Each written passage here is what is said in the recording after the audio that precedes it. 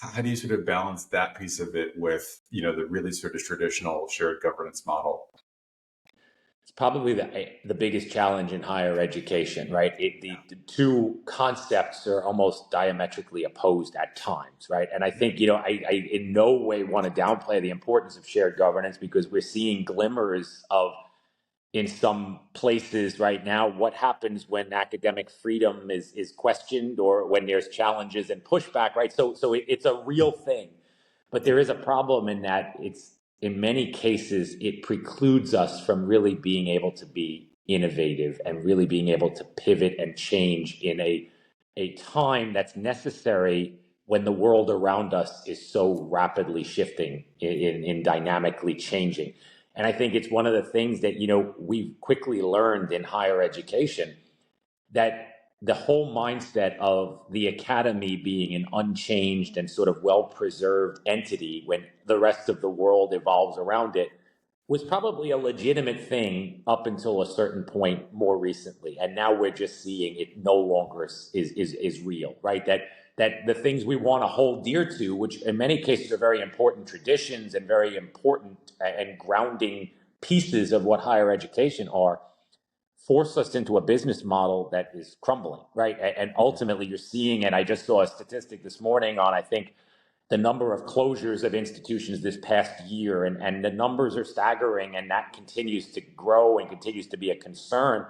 We realize more and more that the problem comes from an unsustainable business model that's built for a day that no longer exists, right? And I think we have to wrap our heads around, how do we preserve the importance of things like shared governance and academic freedom and those things, but remind ourselves that shared governance was never an assurance that the institution didn't need to change, that the institution didn't need to evolve. And in some cases, as we see such rapid shifts with AI and other sorts of things, that we're going to get left far behind if we're holding dear to things that just can't exist in that same way.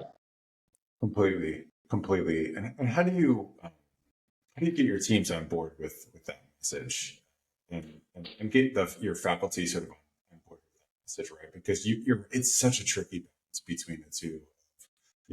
We've got this institutional culture, and we have these academic freedoms that are so necessary and so core to our mission as an institution. But at the same time, we have real organizational challenges and things that are happening outside of the academy that are sort of threatening the existence within it. How do you think about that sort of tenuous space between the two and getting people on board to really sort of change? Yeah, I think the thing that I think, getting back to a prior question, a lot of it is trust and relationship, right? That I've found that the tact I've taken, and it's probably a luxury of being able to step into a new role, but having familiarity on both directions, it creates this opportunity for me to be sort of bluntly honest, right? To talk about the challenges and just state them, and to be open about, if people have different solutions, I'm all ears, right? I used to actually say that back in the days when we were starting a pharmacy school. I'm not a pharmacist by training. I said, I'm not married to this thing because it's my life.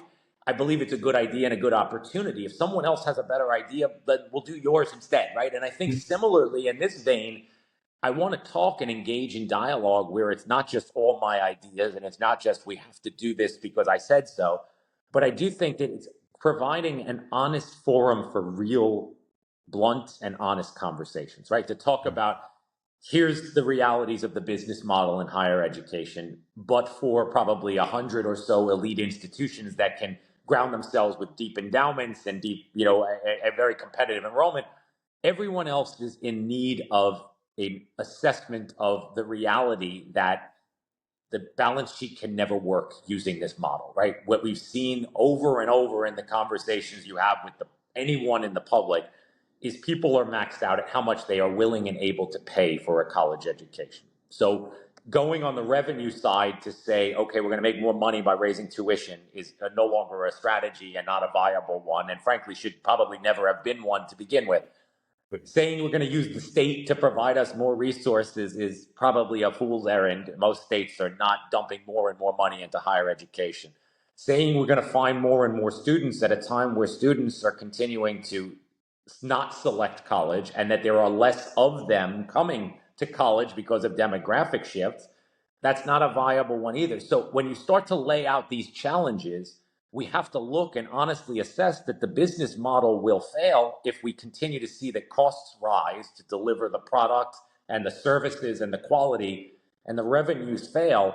So we have to start talking about that reality. And I think that's one of the things I've just tried to lay out with the faculty and with just the entire community here is, let's talk open and honest about those are our challenges. And if we take on and acknowledge and all agree that those are the challenges, we may not agree on the solutions, but we do agree that staying the course status quo isn't a solution. That's